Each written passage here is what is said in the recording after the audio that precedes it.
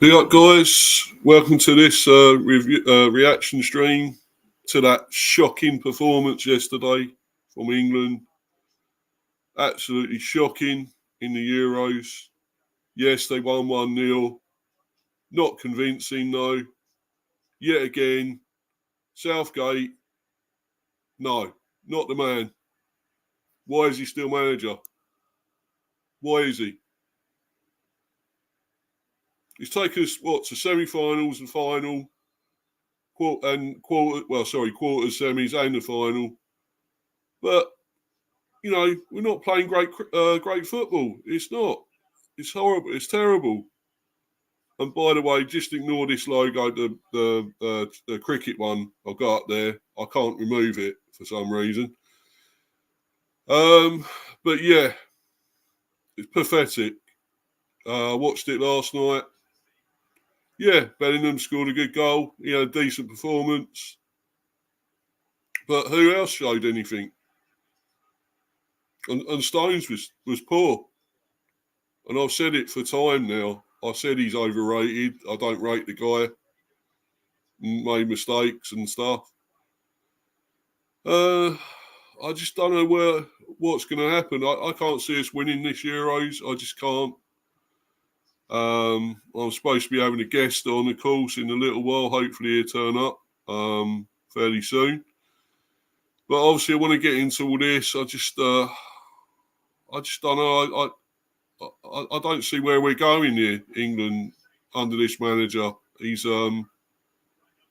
pathetic. He's useless. Like a novice. Like Arteta, if you will, for Arsenal. Never going to win anything. And we keep saying it. How long we kept saying this? The England women have won trophies. The under-19s, the under-20s, under-21s. They've all won trophies. But we can't win trophies with our, apparently great players we've got. Because we got a useless frigging manager that is no good. Not good enough for the job. He doesn't know what to do with these players. If anything, they go defensive, negative style football. It's dead. We want to see attractive football and winning something. But it's not. It's the same shit as usual. And I apologise for swearing, but that's how I feel about this. There's just no excuses anymore. And I'll bring my guest on now. He's here now. Of course, Manny, Mr. T. Yet again, the voice of the radio, and he's on with me again to discuss this. We've got plenty to discuss. Of course, there's Euros going on at the moment, as we know, and Romania scored a cracker against Ukraine in the match at the moment. Obviously got it on in the background. Sort of watching it. It's been a really good tournament, actually, so far. We've had goals in every game, so it's actually been pretty good. Just hope it continues. Doing a watch along tomorrow, actually, for the Portugal game. So hopefully a lot of you can join me tomorrow. See, we haven't got anyone in the live chat again, but obviously they probably are watching the football. I wouldn't be surprised. But obviously I just felt I needed to go into and talk about this.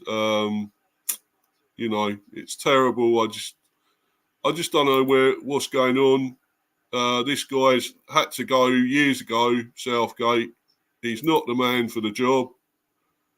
We know that. We thought this time, because maybe he sort of picked newer players and he sort of, got other newer players in, younger players. But he's still gone with the same useless tactics, the same things. The guy just doesn't change. And he never will. And we're never going to win anything under this man. So I'll bring my guest on anyway. He's patiently waiting there, and we'll go into it all. Be up again, Manny. How you doing, mate? All good, thank you. And thank you very much indeed for letting me come on. And something, here's the thing. I actually watched the first half, and I did see the goal by, Mr. Bellingham. Hey, Jude. Interesting, of course, to hear him say that he doesn't mind having people singing that song to pay tribute to him because he actually likes listening to the Beatles. Yeah. Says his musical tastes are very, old school, very, Unfortunately, mature, for want of Southgate's a got them nicer locked word. up in chains, England. He's got them locked up in chains, I'm afraid. Sorry, I know. Let's bring that joke I'm out. afraid, Sorry, mate. yeah. No. You don't need to apologise, and I think it's fair to say that they're all literally screaming, "Help! I need somebody. Help me if you can." Yeah, exactly. And Exactly. It's all going on in this match, by the way. But I thought, I know I've got to carry on with this. I know it looks pretty good, actually, this game, but it's really come to life. But anyway, let's get on with this because obviously there's a lot to discuss. Shocking performance last night, a win, but very unconvincingly. Yet again, why can we not play really good football under this manager, Manny?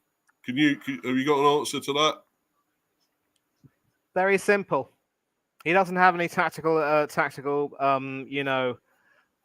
awareness whatsoever. And here's the thing about picking younger players. You've got to be wary about people who decide that they would like to pick younger players for the sake of appealing to, the armchair critics in the in crowd who say that certain players just don't have any right to be playing for England anymore for whatever reason. Because tactically, you just never know. You will never realize the importance of certain players until they're not there anymore. And the biggest talking point, of course, was the failure of the experiment to play Trent Alexander-Arnold as a midfielder in that dreaded double pivot. If people will remember, we had that experiment with Kobe Mainoo for the Iceland game, and it didn't really work too well. And we had people, criticizing the poor bloke, saying that he doesn't have the tactical awareness to be not the defensive discipline and awareness to be able to play in that role. But that's not the role he's supposed to play in. Any manager worth his salt who does some homework on the players he selects will know the role that they are best suited in. And it was interesting how you spoke about Arteta. That man, that so-called man, I'd like to say, has a disgusting tendency to play some really good quality players in positions that are alien to them. And more often than not, it just doesn't work. And you've got people, lapping it up saying, oh, he's a very brilliant, innovative manager and we should be really lucky to have him. Knock it off. I always say to people that you cannot serve me rubbish and call it a roast dinner. Exactly. Yeah. And you like your Sunday roast as much as anyone else, so I know resonate with that. Got to have the Yorkie puds. Got to have the Yorkie puds as well. Don't forget. And a little cooking 101. I know it's not cricket, football, but it's not cricket. When you're cooking your Yorkie puds, don't let the temperature get too high, otherwise they're going to burn. But that's good. Good cooking tip there. Thank you very much indeed, mate. But the thing about selecting all of these younger players is that you select them and you really want to reward them for their performances, but on the same breath, you don't even know how best to use them. You know how they say you should never ever give a good toolbox to a bad carpenter? Yeah. I mean, I don't know if they say that very often, but this is something in that similar ilk. I've heard it, but not a lot, that saying. But yeah, anyway, go on. Oh, carry on, Manny. Well, I'm glad I mentioned it. And and the thing is, if you are neither able nor willing to select Jordan Henderson because you think maybe he's able to be a part of it, and so maybe you felt as though he wasn't going to have the intensity you wanted. Hold on a minute. Yeah, the audio's going funny again, Manny. I will just. Can you hear me now? Yeah, fine. Yeah, cool. Okay, good. And Chris, thank you for your compliment, mate. I try. Yeah, big up Chris Welch, by the way. Big up. So, like, I get that Jordan Henderson wasn't exactly people's cup of tea, and obviously his decision to move to Saudi Arabia to, shack up, as it were, with his old Liverpool mate Steven Gerrard was in many Yeah. ways a self-serving decision, because obviously for many people from the LGBTQIA community for whom he was at the time a big advocate, it was a huge kick in the teeth. Mm. But in addition, when you make a decision like that to go to a poor quality league just for the sake of earning Mm. yourself some really good dosh, you have to be willing to accept that you're sacrificing a great deal. You're not going to play at a very high level, and Yeah. you're effectively going into an alien society, which, um, you know, I wouldn't say it's an antithesis, but it's so completely different from everything. Mm. It was no wonder that his wife and children weren't able to settle, and he never really thought that through. And so he was still being selected, though, because here's the thing. When you want to select a midfield for a tournament, you've got to have your share of attacking midfielders and holding midfielders. And who do we have who could be classified in some respects as a holding midfielder? Maybe someone like could we have perhaps selected someone like a James Ward-Prowse or maybe a Jared Mm. Bowen, or maybe they were a bit too perhaps Bowen attacking. is there, but yeah. Yeah, but Bowen is there. I do apologise, but then Yeah. But he did come on as a substitute, didn't he? He did, yeah. Yeah, On the that's right, what I and thought. he's on the right mainly, I think. Right, that's the thing. I think he replaced Trent Alexander-Arnold, or did he replace Saka? Saka, I think. Yeah. Okay. So again, it's like the thing is, again, with Jordan Henderson and Calvin Phillips, and now Calvin Phillips was completely shunted out of the picture because he wasn't able to get any kind of momentum at either Manchester City or West Ham, and he wasn't No. playing for England as regularly. So, Southgate had to cut his losses that way. But then when you drop someone like a Jordan Henderson, who, for all of his faults and for all the perceptions that he's become too slow, was probably the perfect person to play that holding midfield role in that double defensive pivot alongside Declan Rice, Yeah. you're going to be asking for trouble.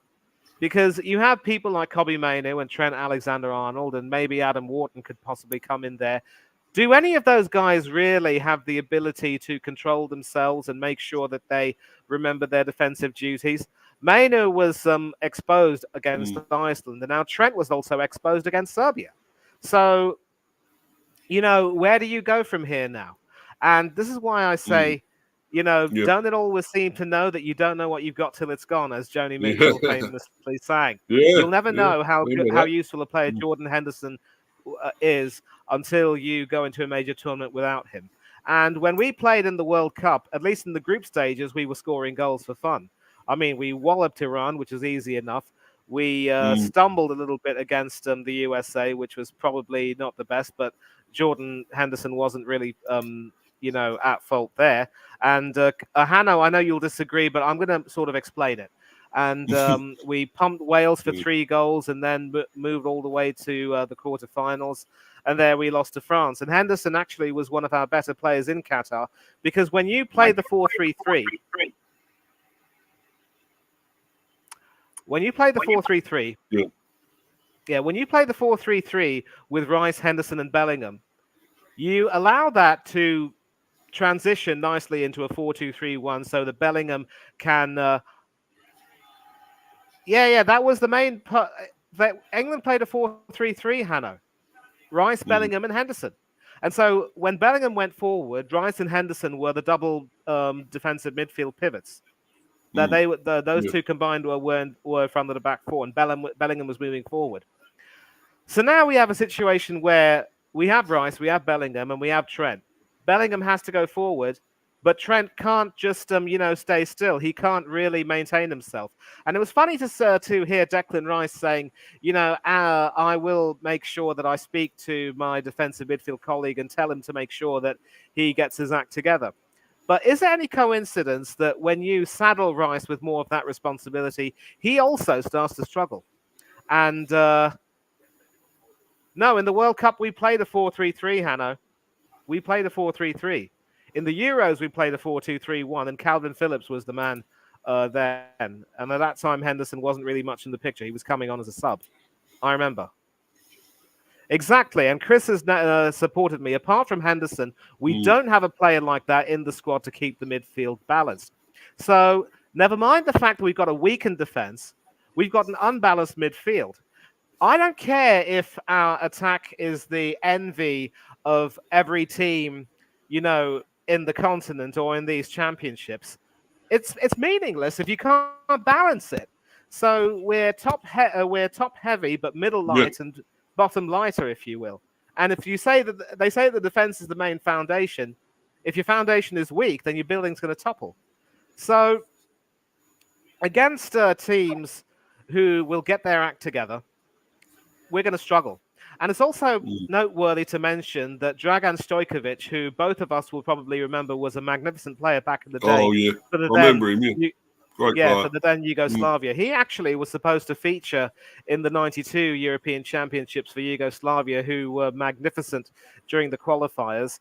But because they were sadly and tragically affected by the civil war that particular year, they were expelled from the championships. And Denmark, who finished second in their group, took their place. And we all know what happened. Denmark went on to win. And you just have to feel for that generation of players what would have happened if Yugoslavia had taken part. And obviously, after Yugoslavia took part, they got broken up into Serbia and Montenegro, Croatia, and other nations. Robert Prosinecki and others went on to play for Croatia and reach a World Cup semi-final, but the other players, including the Serbians, were missing out on so much. But Stojkovic made the decision to drop Dusan Tadic to the bench and only bring him on, I have the receipts, Hannah. I'm going to show you everything. I'm going to take a look and see all of that. But that's the thing. I said Stojkovic made the decision to drop Dusan Tadic, who's normally one of the playmakers, and so Serbia had a back three, two wing backs, and a three-man midfield, and Vlahovic was sort of playing off Mitrovic, who was more or less on his own up front. And so they were creating some chances, but not quite enough to really put England under pressure. And that was that was pretty much the crux of it, because in the first half we looked really good. We were passing the ball, we were gaining some momentum, and obviously, in as much as people might like to say that the goal was from a deflected cross, you still have to take your opportunity. I thought we did that. Exactly. Yeah.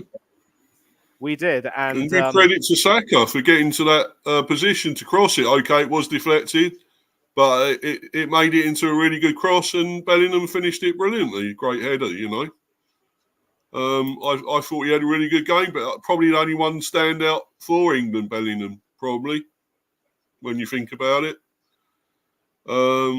Rice was decent, I guess.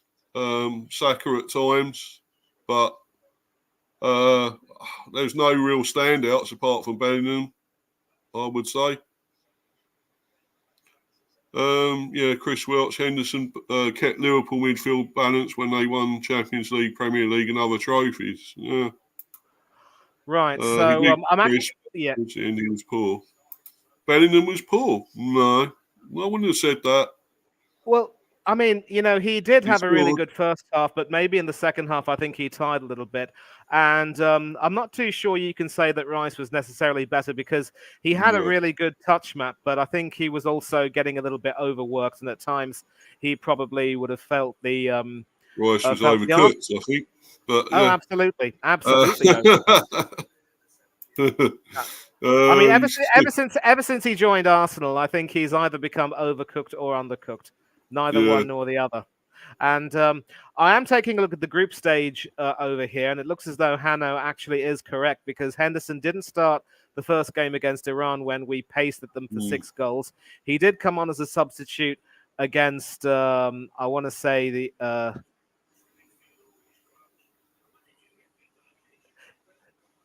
hold on a minute. Yeah, he did come on as a substitute against the USA, replacing Bellingham, and Grealish came on for Sterling.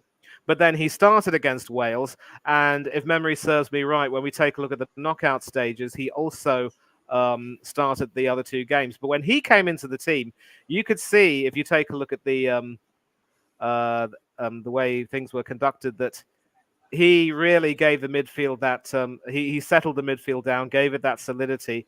And the only reason why he wasn't playing too much, for in the Euros of 2020 was because Calvin Phillips was chosen and doing really, really well. But obviously, Phillips nursing an injury for the World Cup, he wasn't really going to get too many opportunities, and it just turned out that Henderson was the right person, and Henderson, of course, started against Senegal and against France. And so that was the way it ended up being in. And Henderson was actually replaced by Calvin Phillips against Senegal. So because Stojkovic made the decision to drop Dusan Tadic, I think it's fair to say that Serbia never really had that kind of cutting edge in that midfield, which could really help Vlahovic and Mitrovic up front. So it was a big risk in many ways by Stojkovic. He took that risk and it flopped miserably. And now he knows he's going to have to make sure that Tadic gets to play the next game, because Serbia will need to prove that they belong. Yeah. Sorry, man. I am going out late in a little while, but that's good. Good. Mate. Sorry. Carry on, Manny. Sorry about that.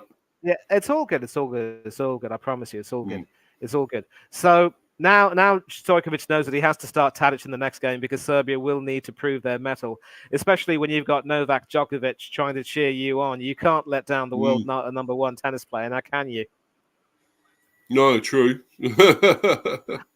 Sadly, we've got some big sportsmen supporting us, including Joss Butler, and it's a different background. Long story, I'll tell you later. But I mean, there's so much to talk about, but I think just dwelling on that midfield, I just think that, Southgate has really missed a trick and proven himself to be incapable of getting the best of his players. He can't even select a proper squad this time around.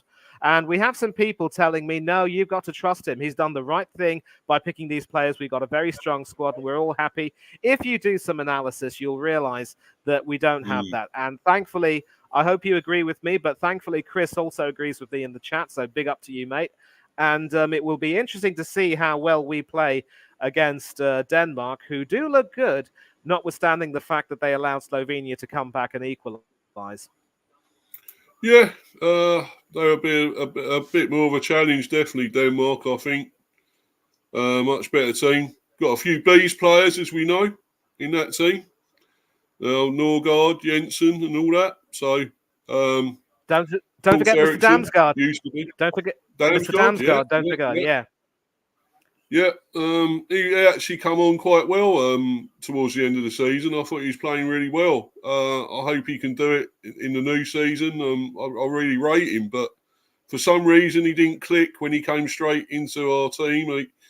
He didn't look as good, but I'm sure he will do well this new season if we're keeping him. I think we are. So, but anyway, getting back to this, I've got obviously an article here that I want to go into.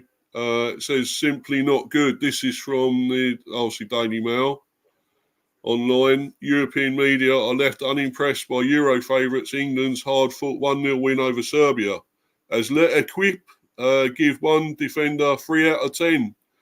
And Marta, is that Marta or Marha? I think it's Marca. Marca, yeah. Marca, Bellingham and little else. England failed to impress the European media with their 1-0 win over Serbia. One defender scored a 3 out of 10 rating, but Jude Bellingham won widespread praise. Listen, it's all kicking off. How Southgate made it enjoyable to play for England again. Well, I don't know about that. Right, so England stars came in for razor-sharp criticism from the European media after they laboured to a 1-0 win over Serbia to begin their Euro 2024 campaign. There had been whispers of a new golden generation coming into the tournament, but this crop of hopefuls failed to pass the eye test for Europe's cynical scribes. Jude Bellingham thundered home at a header after 30 minutes to spring Gareth Southgate out of his seat, but England is that conceded? I would say conceded chances to Serbia. Yeah, seeded. Yeah, Later seeded. on. It's short for conceded, and Seeded. they take away the con. Okay. Yeah. Right. Okay. Anyway, so what did Europe have to say? John Stones was slapped with a 3 out of 10 rating by infamously harsh French sports newspaper L'Equipe for his performance. And I pretty much almost agree with that because I think he's overrated, John Stones. I've never really thought much of him. I think he gets covered at City because there's other great players there to cover him. He makes mistakes. So it's, you see it less, the bad things he does. But that's my opinion, and not everyone has that opinion. They think he's a good player, but that's up to them. As far as I'm concerned, he's not that great. But anyway, I'll carry on with this, and obviously a lot of this is in French there by the looks of it, so I don't know what all that's saying. But anyway. Oh, sans juguer de plaisir. I studied a little bit of French, but it's all beginner level, and I'm going to have to really read that clearly. And that's the headline from Marca. Bellingham y poco más. Bellingham and nothing and little else. Right. Without roaring with pleasure, even if they succeeded in imposing themselves, the Three Lions delivered a disappointing performance overall, notably marked by a drop in intensity in the second half, wrote L'Equipe. Yeah. And then they felt he struggled in his battle with striker. This is obviously John Stones. They felt he struggled in his battle with striker Dusan Vlahovic on the first minute and multiplied his blunders throughout the game. L'Equipe noted that his knock against Iceland and his subsequent illness were factors in him being not in the best form. They also handed Harry Kane a 5 out of 10. I thought he was disappointing as well for his subdued performance up top. Joining him on that uninspiring rating were Phil Foden, Mark Guéhi and Kieran Trippier, while Jordan Pickford and Kyle Walker only got a 6 out of 10 despite England's clean sheet. German outlet Bild, I think that's Bild. Bild. Yeah, singled out Bellingham as the only one who stands out, despite England having a host of top stars, including Premier League and Champions League winners. Per Mertesacker, of course you'll know him well, Manny, Arsenal. Arsenal's current academy boss and former defender argued that it was a very weak performance from the English, while Chris Kramer branded it simply not good. Bild wrote that England will have to step up their game if they are to lift the European Championship trophy come July the 14th, definitely. Over in Spain, both Marca and Mundo Deportivo felt that there was Bellingham and little else to shout about for Southgate's men. As per Mertesacker,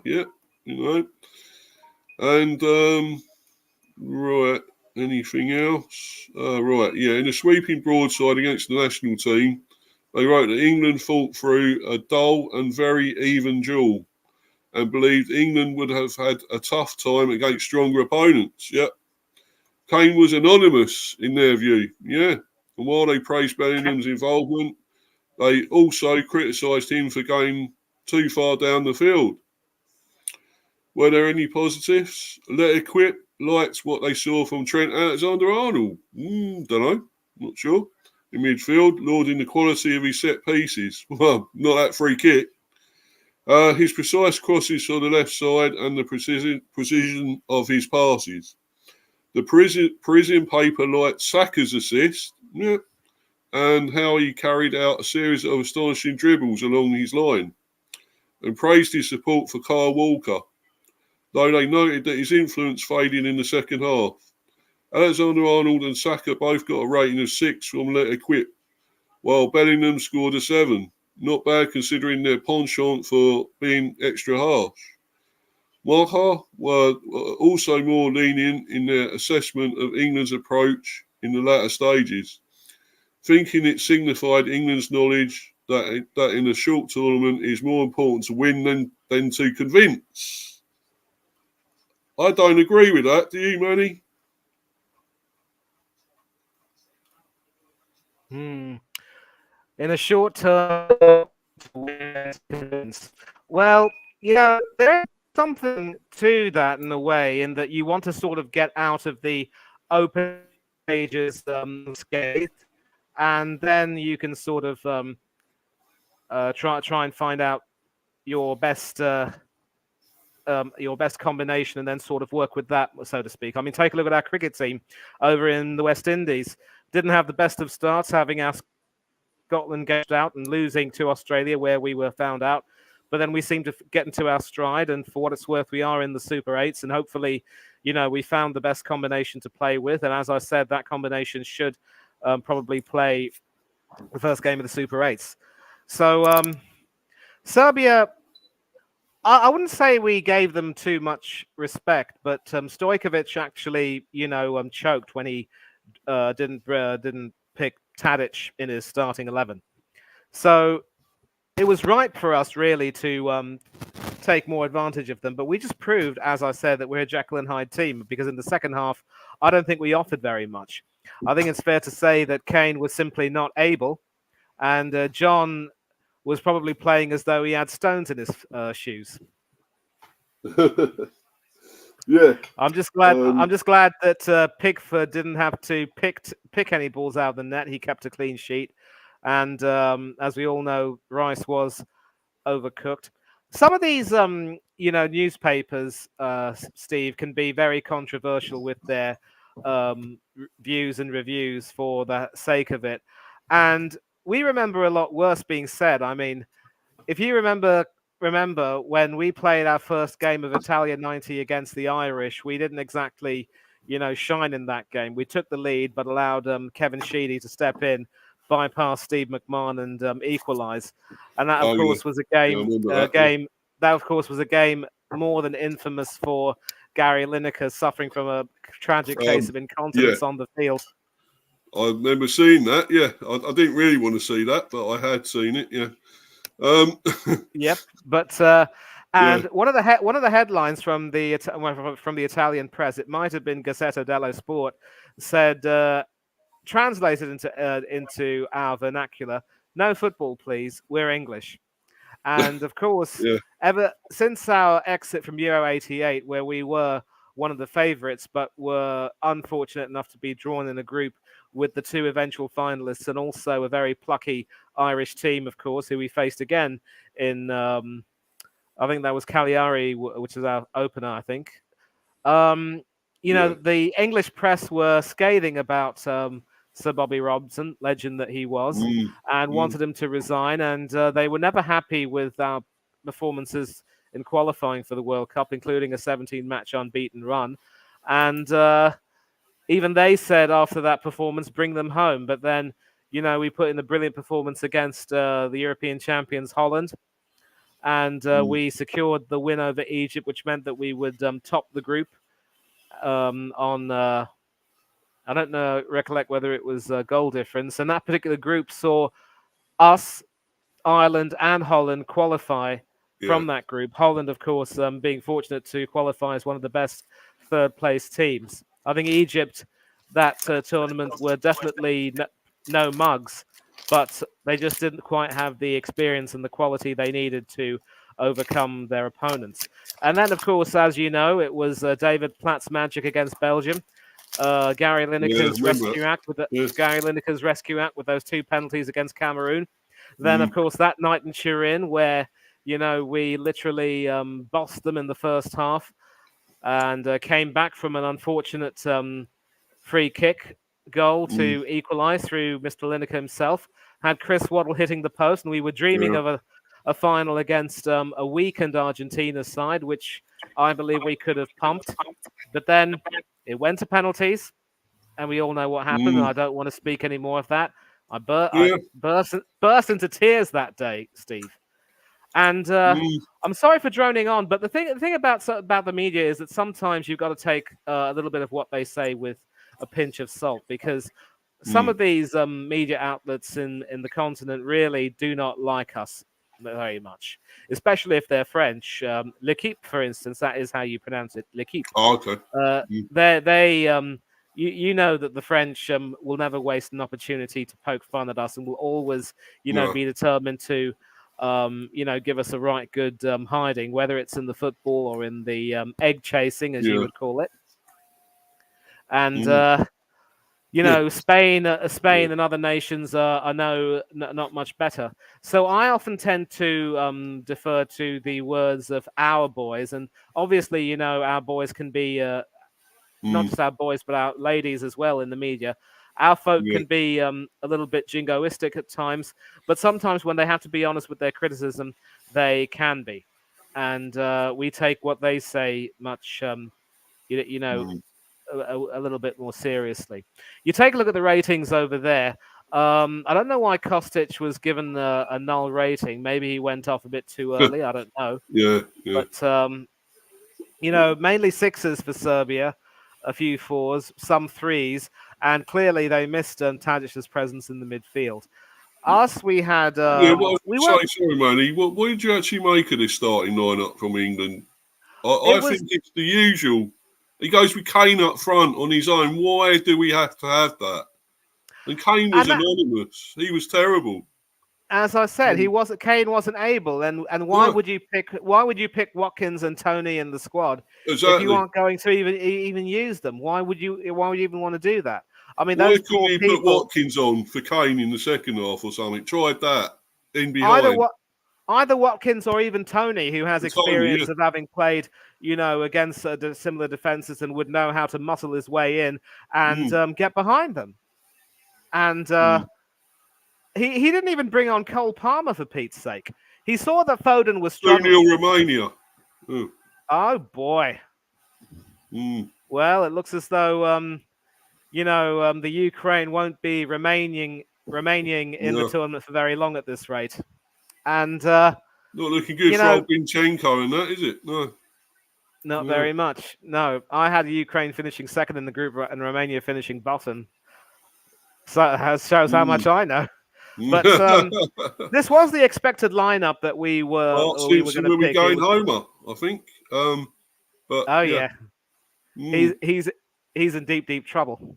And this was the lineup that we expected, really. I mean, obviously, people were raving about Mark Gahey and how he was a good partner to Stones.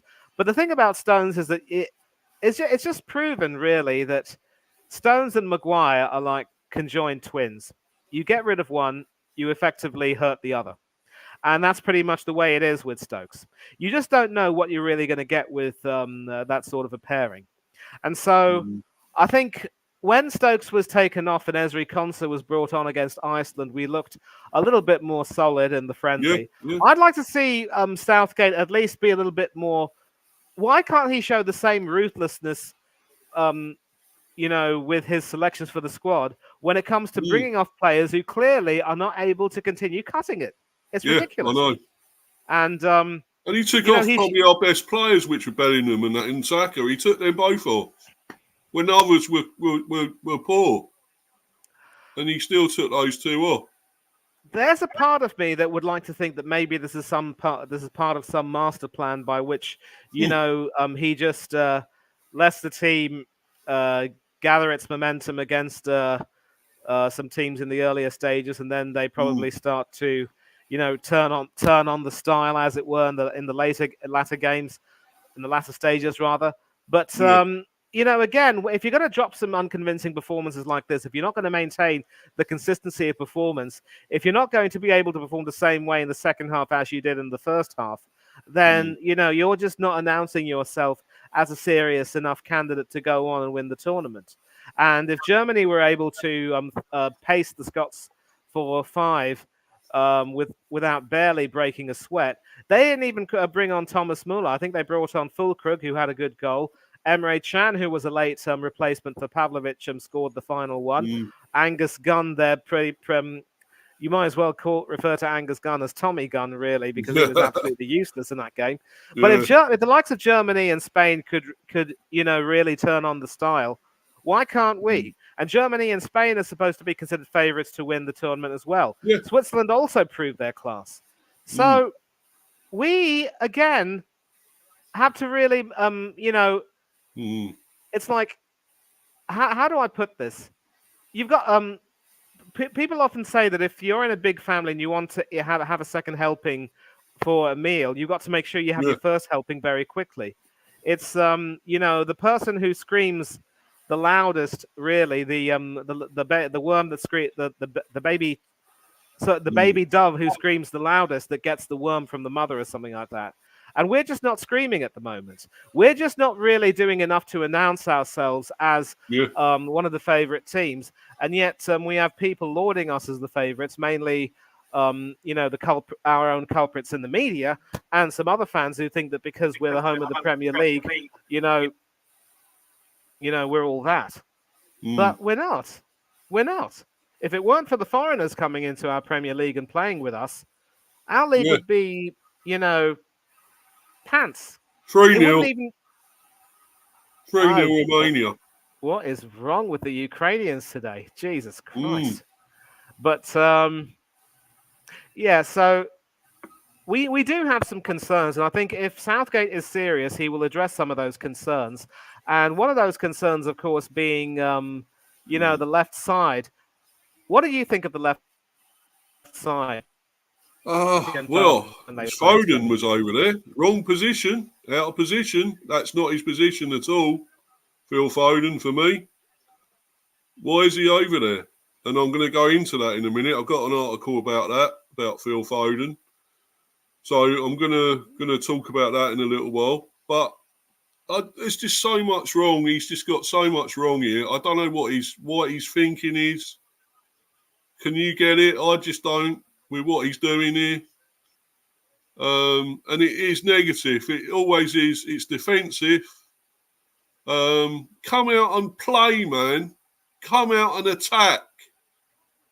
We're better than this lot. Serbia are 30-something in the world. We should be smashing teams like this. We're miles better than them. We've got all these Premier players, all these stars in the Premier, and we struggle. We shouldn't be struggling.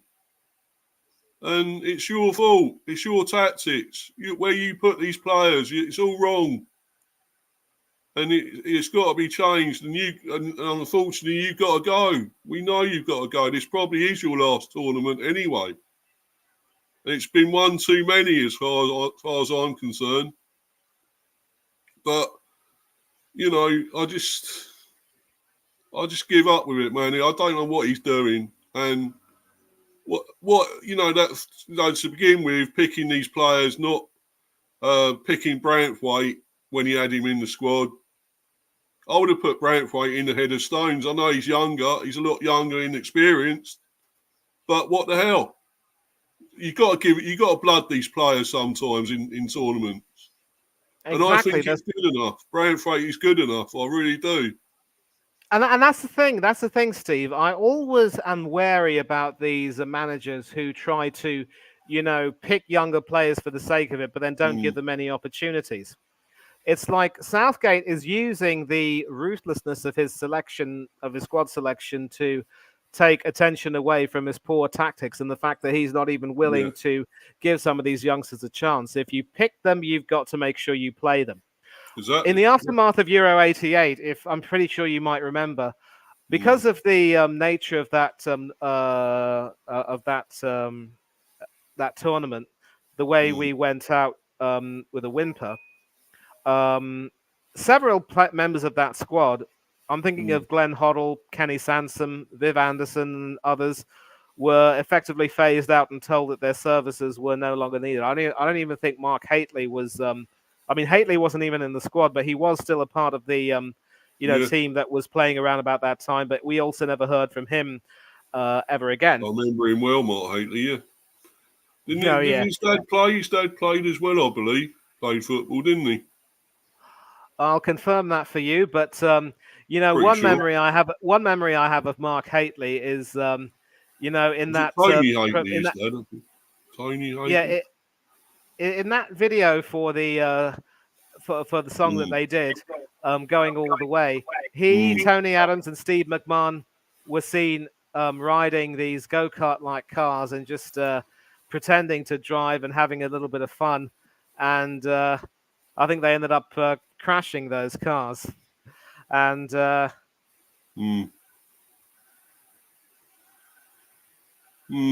Looks like he's almost gone with, well, no, he's gone with a few new ones, Central Man there.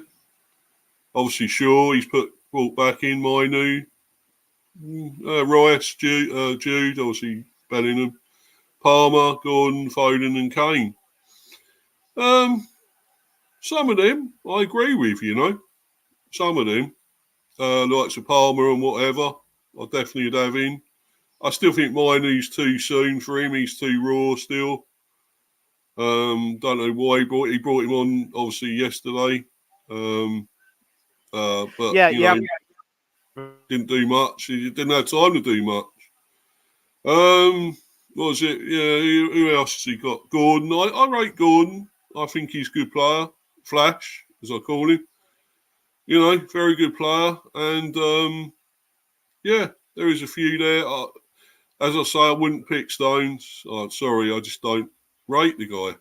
A lot of people do, but it's up to them. But some of them, I think Gay, he's pretty decent. He's a good player. Whether he's England class quality, I don't know. Sure. If he's fit enough, hopefully he is. We need a left back. You've been Trippier out of position. And Manny's gone. Kane and Foden were missing yesterday. They were, Chris. You're right there, mate. You're right. You're spot on, man. We had no choice but to pick Gahey. Yeah. I thought he done okay most of the time. I'm not sure he is really England class, but he's decent. Nothing special, but he's okay. You're back there, Manny. Oh, brilliant. Yep. You went for it. So I had a phone call to attend, so I do apologise for that. And worries, it happens. It also happens that my phone also has the hotspot, which is connected. So every time I receive a phone call, I get interrupted. It's ridiculous. But I do stand corrected in that Mark Hateley did still continue to play for England on and off, but he never played in a major tournament for England again. But the main suspects, Hoddle, Sansom, and Anderson, were dropped, and and players like Paul Gascoigne and Stuart Pearce were selected, and they were given their chances. And they obviously ended up forming the fulcrum of that team, which went on to reach the semi-finals of Italia 90. And of course, lest we forget, Gascoigne, Pearce, and Platt were very much involved in our run to the semis of Euro 96.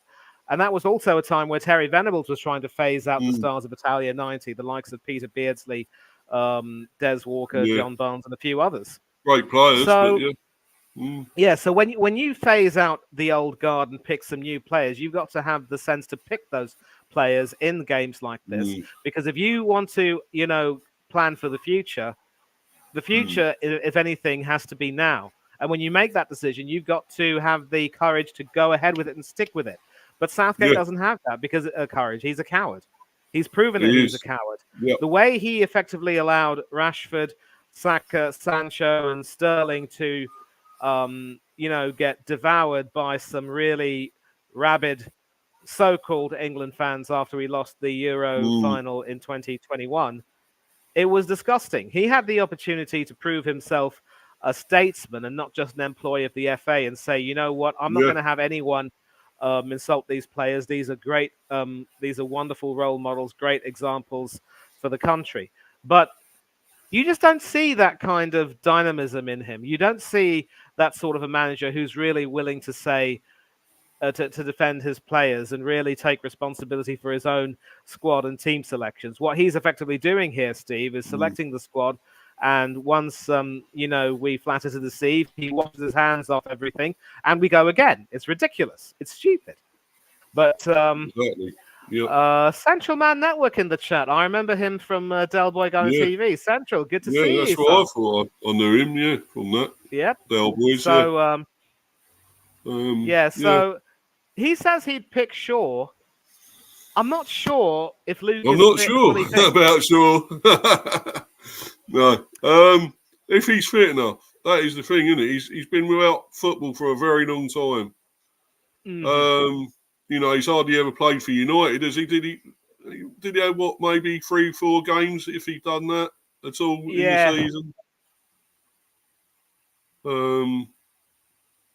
There's got to be another left back somewhere, surely.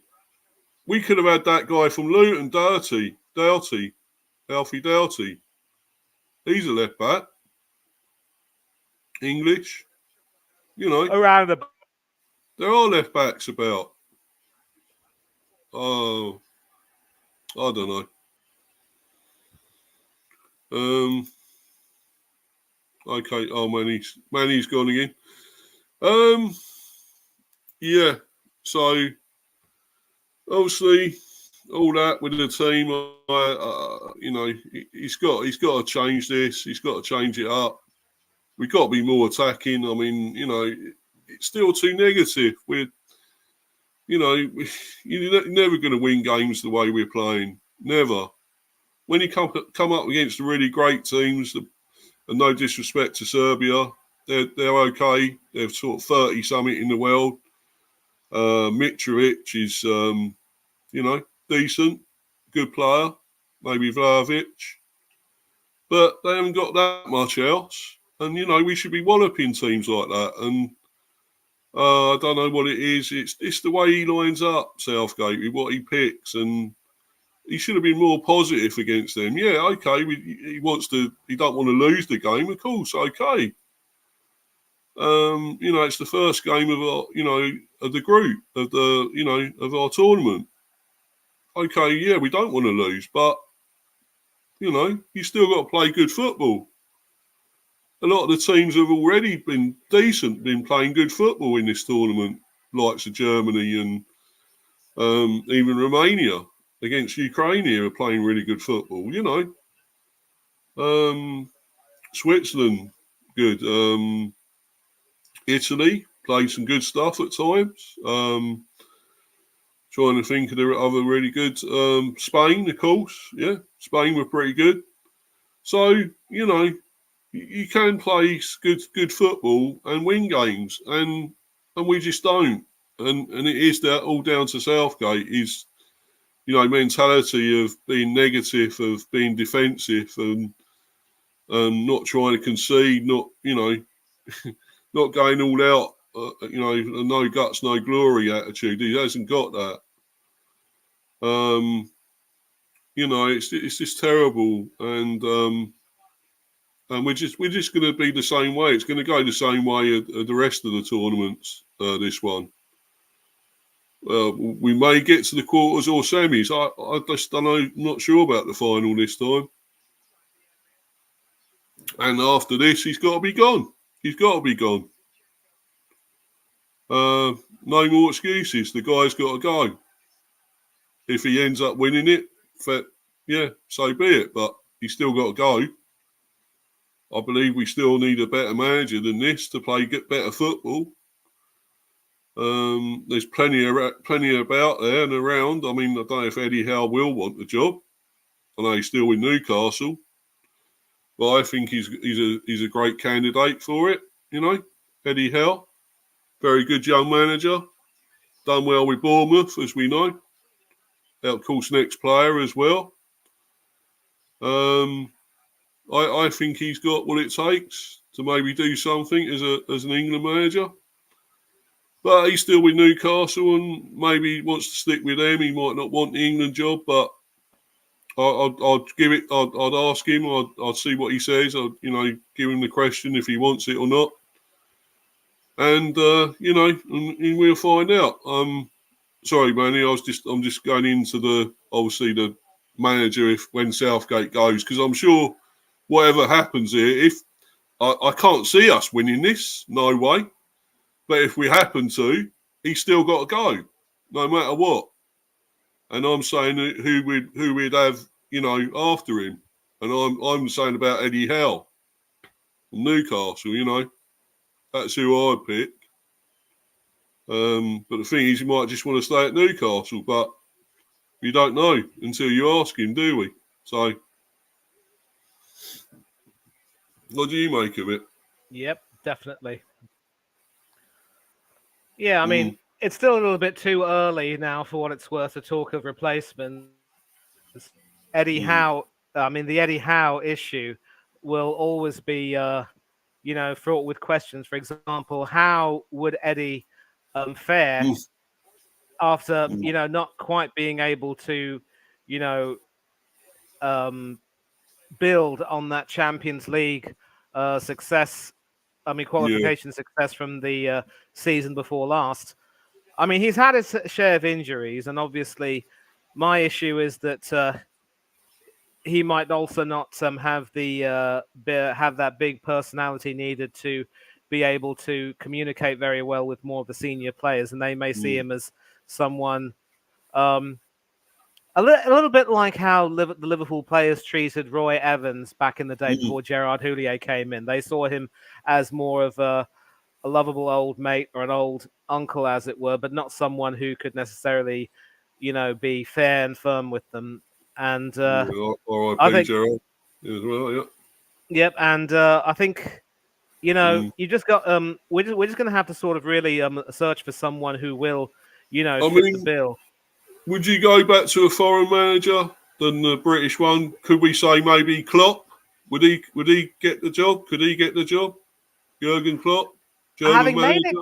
Having made it clear that he wanted to take a mental break, I really do not see him being eager to have the Germany job, especially since it would be so soon after saying goodbye to Liverpool. Why would he want to work with England in that regard? Others are saying Mourinho. Others are talking about Mourinho. What about him? Wouldn't touch Mourinho with a 10-foot pole, and he himself has said that he would like to manage Portugal.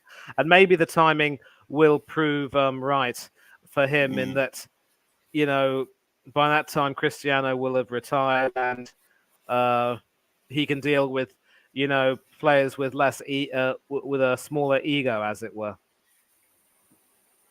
I mean, they're also talking about yes men like obviously Lee Carsley, and he has won it with the under-21s, hasn't he?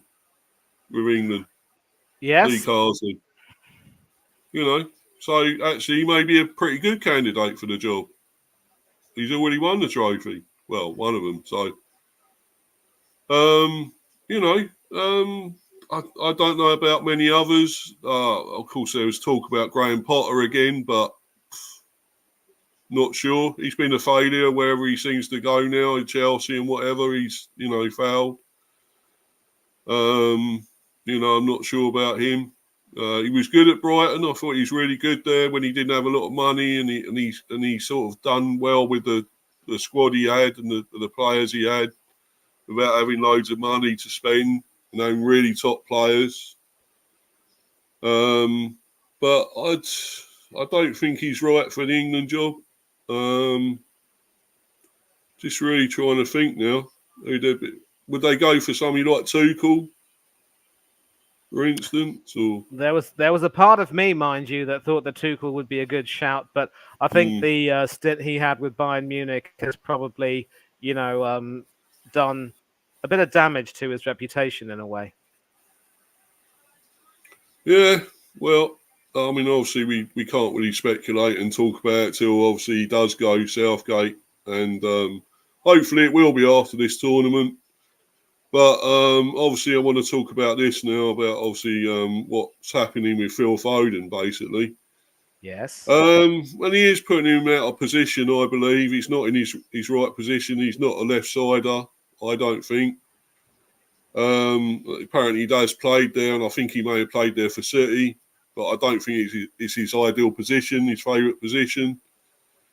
Relief was the overriding emotion for England and their supporters at the end of a largely forgettable night here in the soggy arena of Schalke. England stumbled over the line, jaded and a little ragged. Kieran Trippier effectively admitting afterwards that he had resorted to a spot of professional time wasting late on to beat Serbia 1-0 in the Euro 2024 opener. When Jude Bellingham, who was magnificent in the first half, stormed into the box to meet Bukayo Saka's deflected cross in the 13th minute for what turned out to be the winner, it was easy to imagine England were poised to steamroll the Serbians. Well, that's what we all thought, didn't we? But no, with a statement performance of their own, comparable to Germany's opening night dismantling of Scotland or Spain's 3-0 win over Croatia. Instead, it was a very different kind of victory as Gareth Southgate's side ceded control, that word again, in the second half, albeit while restricting their opponents to few chances. Plainly, Southgate has issues to address if England are to be European champions on July the 14th and the manager no longer has the luxury of time to fix them. With so many players feeling their way into the team and tournament, England were never going to be at their best, what it says there. That said, there was understandable reasons for England fading, and Southgate can now fine-tune his side from a position of strength, with one foot effectively in the knockouts already. As the manager pointed out afterwards, his 11 was made up of players still getting up to speed after disrupted ends to the season or build-ups to the finals. Trippier completed 90 minutes for the first time in 4 months, while Saka and Harry Kane, who both finished the season with injuries, are still working back to full speed. Bellingham missed both England's warm-up games after a break to recover from the Champions League final, and John Stones has had injury and illness scares in the past week. Luke Shaw is still to come in at left-back, and England's spine was much changed, with Mark Gahey, who was excellent in his first tournament appearance, filling the Harry Maguire-shaped role at centre-half, and Trent Alexander-Arnold starting in midfield. With so many players feeling their way into the team and tournament, England were never likely to be at their best. In the circumstances, 3 points and a clean sheet should be celebrated, maintaining Southgate's superb record of winning all 4 opening games at major finals. That is not to say there are no concerns for the manager to address back at the squad's leafy base in the Thuringia countryside. Perhaps most pressing, England's midfield question remains unresolved after a mixed performance by Alexander-Arnold next to the quietly outstanding Declan Rice. Alexander-Arnold was eye-catching in possession, his raking diagonals and artful crosses so hard to defend, but it remains unclear if he has the positional discipline to marshal the midfield. And England were more convincing with the ball than without, which has rarely been the way under Southgate. The Liverpool man lost the ball on the edge of his own box for Serbia's best chance of the first half. A fierce Alexander Mitrovic effort which whistled past the post, but underlined his own threat with a long-range strike which stung Predrag Rajkovic's palms. Phil Foden, meanwhile, was subdued on the left of the front three. A shadow of the Premier League Player of the Year. Yeah. Southgate wants the Man City version of Foden, but how to get it? Well, don't play him out of position for a start. While Rice has been asked to play a less expansive role for England than he does for his club, the same is not true for Foden. Southgate wants the Man City version of the playmaker, but how to get it? The return of Shaw, possibly for England's third group game against Slovenia on June the 25th, would surely help Foden, adding some natural width to the left flank. But the nagging question is whether Southgate can get the best from both Foden and Bellingham, who like to occupy similar spaces. As Bellingham ran the game in a swashbuckling first half, Foden seemed somehow to shrink in stature, and comparisons with Steven Gerrard and Frank Lampard, here we go, back to them, who were never able to be at their best in tandem for England, were irresistible. Kane, too, appeared restricted by Bellingham's all-action start finishing the first half with just 2 touches. But the captain's hold-up play was outstanding after the break, and he was close to doubling the lead when Rajkovic turned his header onto the crossbar. Great save, I thought. Good header. Great save. France managed to get the best from Antoine Griezmann and Kylian Mbappe. And Southgate must find a means of harnessing Bellingham's talismanic talent without restricting other players. It is too early, though, to draw any lasting conclusions about England, positive or negative. And the upshot is that they have 3 points on the board and are well placed to grow into the tournament. England's opening game of the Qatar World Cup, a 6-2 thrashing of Iran, is no more memorable now than their cagey 1-0 win over Croatia to kickstart Euro 2020. What really matters for Southgate and his players is what follows. Well, yeah. What would you say to that, Manny? It's a conundrum, really. And the only way to solve it is if Southgate starts to take a look at the players he has at his disposal and starts to think, you know what, if I pick these players, these young players on form because I want to be brave and, give them more exposure, I have to start giving them more exposure the way Bobby Robson did to Gascoigne and Pearce and company. But Southgate won't do that, sadly. And you got Chris saying that Foden is a 10, and that's the problem. When you have someone like a Bellingham who literally is, meant to be a 10, it's going to be difficult. The biggest issue I have, of course, is that there's a reason why people have these Foden-Saka debates as to who's the better player. And whenever Foden plays at Manchester City, he's on the right wing. The problem is, surprise, surprise, Bukayo Saka's on the right wing. Does it ever occur to Southgate to maybe try and consider playing Saka on the left? Because Saka, of course, began his career as a left wing back, so he knows how to handle that left side reasonably adeptly. And of course, if he's on his stronger left foot, he can definitely whip in a more than decent cross. I just don't know if Foden is able to, go from playing on the right for his club to playing on the left for his country and do that with alacrity. Or maybe he's just going through a really bad patch of form. And this is where you need someone like a Jackie Grealish to come in and relieve him. We had Anthony Gordon, I believe, playing the Iceland game, and he certainly ran. And the thing I love about Anthony Gordon is that he does have a wonderful, wonderful turn of pace. There were times that he was brilliant. I love that. He is Flash Gordon. And, there were times against Iceland when, as soon as he'd get the ball, he'd just switch on the afterburner and just run and leave the defense for dead. I think the problem with Gordon is that he's running really well, but he also has to remember that he's got the ball at his feet. So he has to try to know how to marry his wonderful turn of pace and also his ball control really well. And then he'd be a wonderful option on the left-hand side. Or why isn't Cole Palmer being considered as an option? We have so many options to choose from. And yet I think because Southgate didn't want to mess with the numbers, ironic, because he's never had any problems messing with the squad numbers before and starting 11 with some wonky sets before. He had his 1-11 in mind, and if Luke Shaw had been fit, he would have started ahead of Trippier, and we would have had a perfect 1-11 in terms of squad numbers.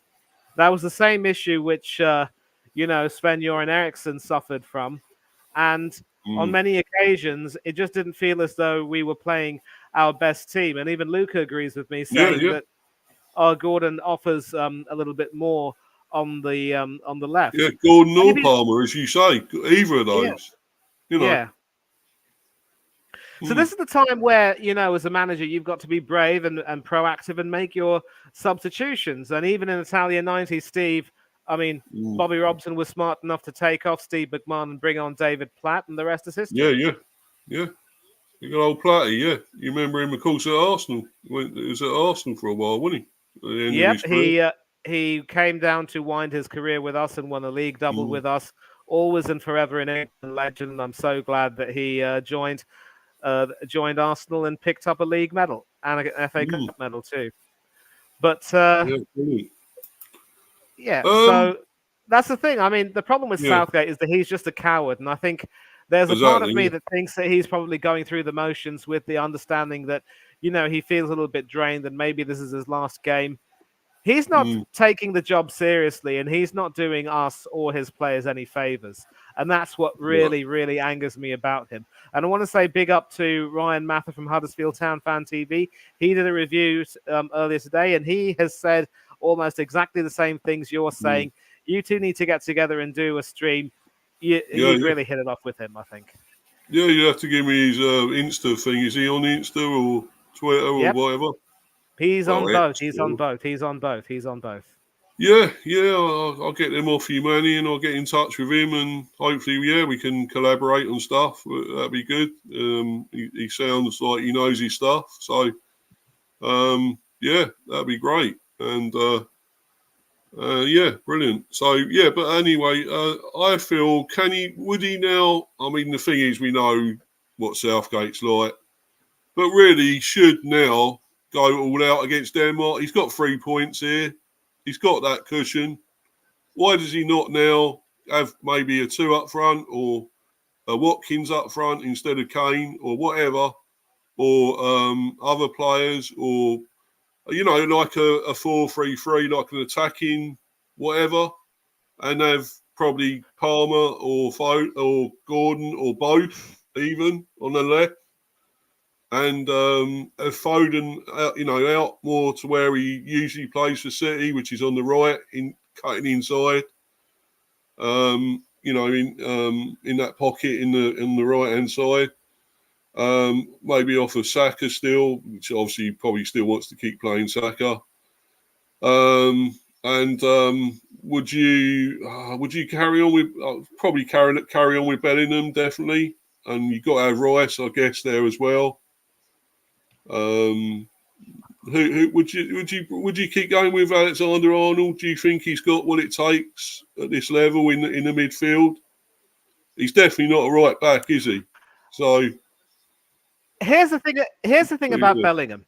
Um, Mm, Hanno actually did a wonderful thing by talking about the 2022 World Cup, and he's absolutely spot on when he says that in the early stages, Bellingham and Rice actually played together in the defensive midfield pivot, but his boy Mason Mount at the time was mm, playing in the 10, and it was working well, obviously against Iran, but obviously we had to play some better opponents, and the USA gave us mm, a bit of a game before we pasted Wales, and finally we went through, and we were scoring goals for fun during that World Cup.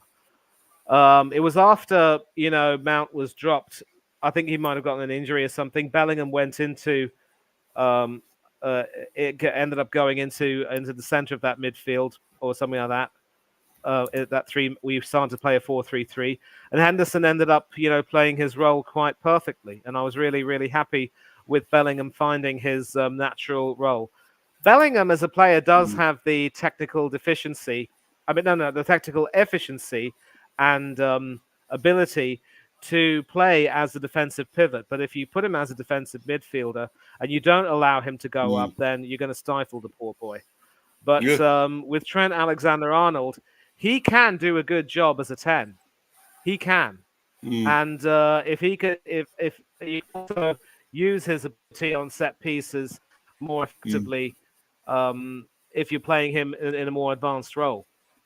So that's the problem. I'm a little bit worried. I think probably the best solution would be to consider would be to consider sticking with Arnold and Bellingham, but having Bellingham just drop back a little bit. But you could have a situation where they both exchange. At one point you'll see Yeah. Trent going forward and Bellingham and Jude staying back, and then Jude going forward and Trent staying back. So they need to start playing a lot more off each other, and Rice can end up doing what he does best, and that is something that could technically, at least in some ways, work.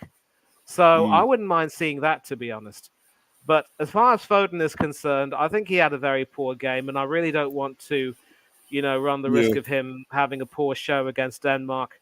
And if Saka feels fit and fine, I don't know if you can drop him either. Although Central Man said that he would happily drop Saka and put Foden on the right, which is his better position.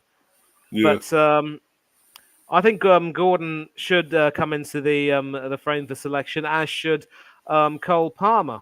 And at least I'm grateful that we have Cole and not Carlton Palmer in our squad. You remember how that went? Oh yeah, And yeah. I certainly do. Yeah.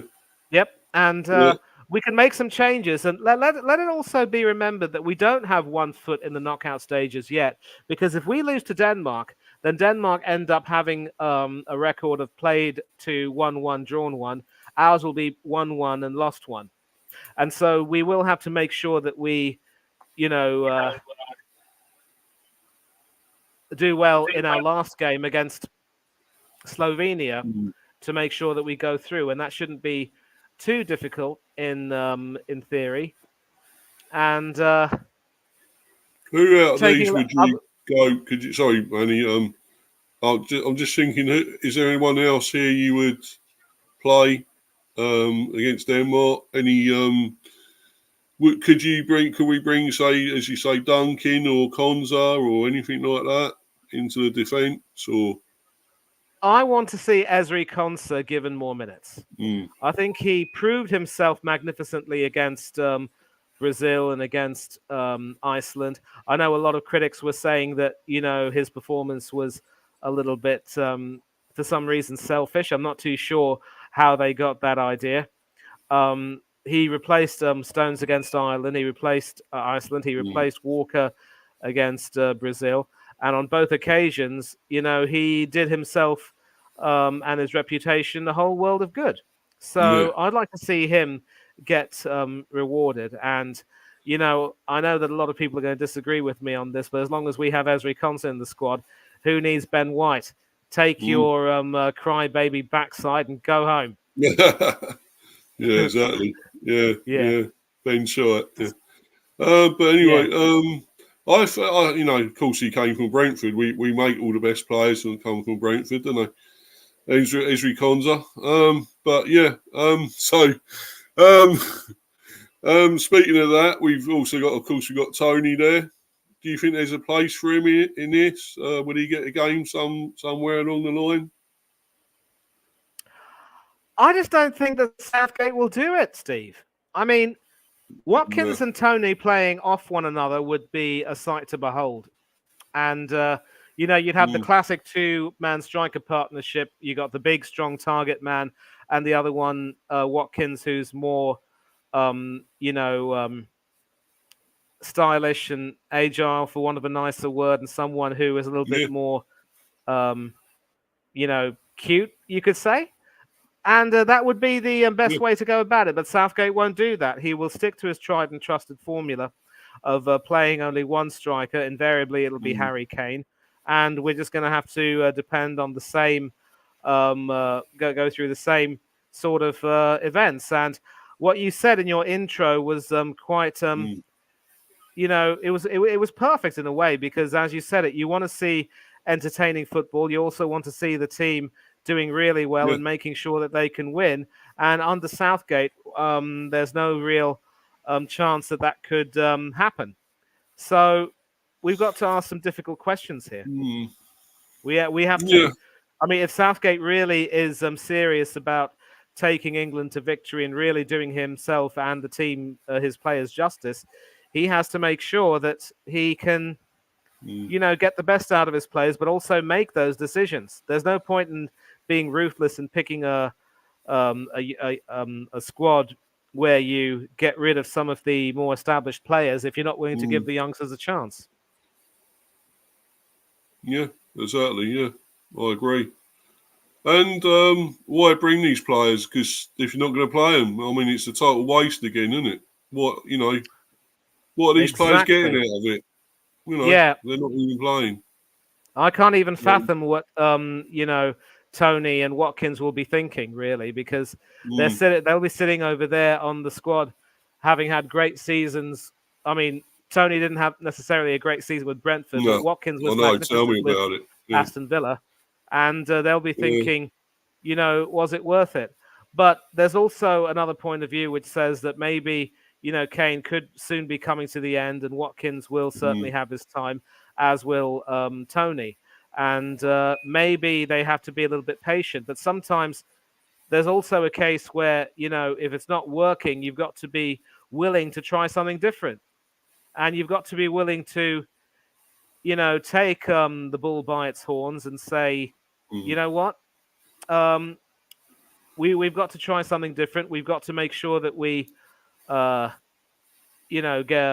a better squad selection, and a better team selection rather, and make sure that we go on out there and do what we need to do, and make sure that we get the win.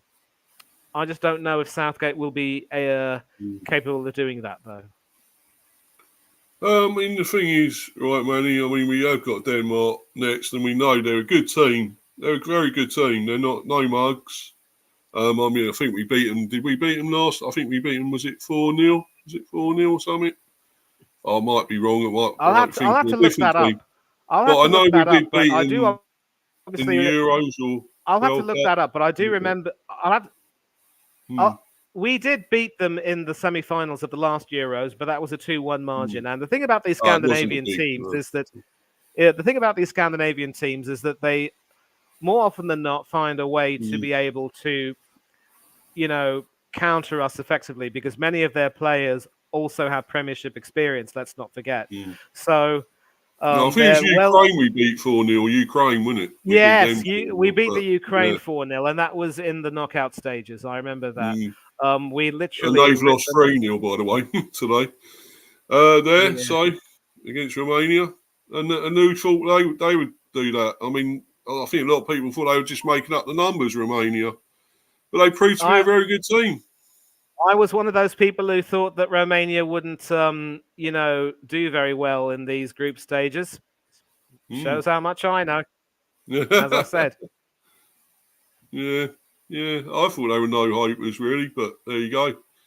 This proves us wrong, Manny. But yeah, it's only one win for them, though. Let's see how they get on against the rest of the other teams in the group. So,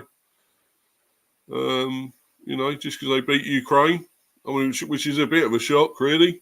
But, how good they can be. We know how good they are. But, yeah. There's a shock. But, I don't know about if he's going to play even this... the thing is, right, he could, go for an experienced team like the usual lot against Denmark, just go for a win there, and then experiment in the last game, because... we've definitely qualified with 6 points. So, either way, and then maybe, throw these other players in, new players in, and, inexperienced and whatever. Exactly. And Slovenia is the sort of team, Steve, that also may not be expected to do very much. They're not mugs by any means, but Oblak aside, who is obviously a proven goalkeeper, I don't see them being able to cause us too many problems in that regard. So, yeah, that would be a perfect time to, experiment and pick a new team. Unless, of course, maybe Southgate has his sights set on topping the group. If we do beat Denmark, then we do top the group. We give ourselves a really good chance of topping the group, of course. And so we'll see what Southgate does. As you know, I'm not really a big fan of the bloke. I really don't think he will have the. I don't think he's got the gumption to do that. But stranger things have happened. We'll have to wait and see. Definitely. But yeah, we'll wait and see what he picks for the next one. Wouldn't be surprised if it's not far off what he picked for the first game. So, probably more the same. But I'd like to see some others. I'd definitely like to see obviously Watkins myself. I think he's a good goal scorer. Get over the top, he plays off the defenders and, runs off of them and over the top, playing over the top. He's got a bit of pace, a little bit of pace. Quicker than Kane, that's for sure. So I Yep. put him in myself, and maybe, as you say, I'd maybe have two, and maybe play Tony off of him or something like that, behind him or whatever, that he can link up with, or something like that. But I know this plonker, sorry, I will call him a plonker, he won't do it. And, sort out, a better midfield and more attacking midfield and up front and better, more solid defence. But I can't see him doing it. As you say, he ain't going to do it. So it's just a case of just holding in there and taking it again. The same old, isn't it? That we used to by now. Yep. Unfortunately. Anyway, before we go, Manny, I've got another one. I'm going to put up another page that we can actually do the ratings ourselves of the players last night. Hopefully, if I know how to do this, I'll put it up and we'll see what we can do. Apparently, you can actually do the ratings on this site, on this page. It says rate the players in England's Euro 2024 win over Serbia. Here we go. I believe it's not coming up, is it? It'll take its time. It'll take its time. It's not coming up now. I know BBC has a similar thing, but that gets over fairly quickly, and everyone will have already made their ratings. That might have gone now. That's a shame. Because I thought we could have a bit of fun there, trying to rate them ourselves, these players. Yeah. But it looks like, is it gone? Let's see. Oh, here we go. Yeah, here it is. Are we going to do Serbia as well? No, let's just do England. We not bothered about Serbia, are we? Right, Jordan Pickford. What would you give him, Manny? He made some saves, decent saves. Yeah, I think there was a late save from, I want to say, Tadic he made, or someone else, which was fairly crucial. That's what you get with Pickford. I mean, obviously, he's one of those goalkeepers who does nothing for 80-odd minutes and then pulls off an important save to ensure that we get the win or save the game. And that's pretty much his usefulness. And I'm one of those people who never rated him at first, but now I think he's. I can't imagine an England team without him, if only because Southgate has made it clear that he values him very highly. I think his decision to drop Joe Hart and exile him permanently was very harsh indeed, because in terms of ability, I still rate Hart higher than Pickford. But with Pickford, you get dependability, and it's as proven as it is. So I'll give him a 6 out of 10. I mean, it wasn't really, that eye-catching sort of performance you'd expect from really big keepers, but I'll give him a 6. It was a decent thing. Yeah, I'm going to agree with that. So yeah, we'll make that 6. Yeah. Kyle Walker wasn't really tested. Do you think? Was he tested? I'm torn between whether or not to give him a 5 or a 6.